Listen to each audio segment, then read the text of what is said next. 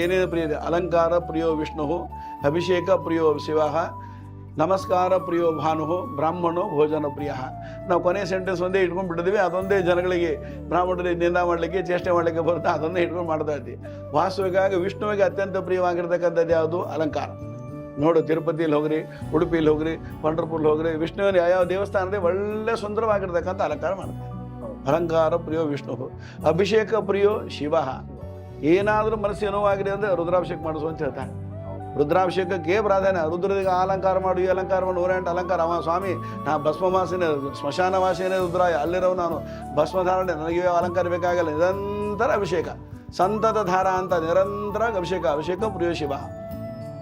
ಬೆಳಿಗ್ಗೆ ಎದ್ದ ನಮಸ್ಕಾರ ಮಾಡ್ಬೇಕಾದ್ರೆ ಯಾರನ್ನ ಮಾಡುವಂತಾರೆ?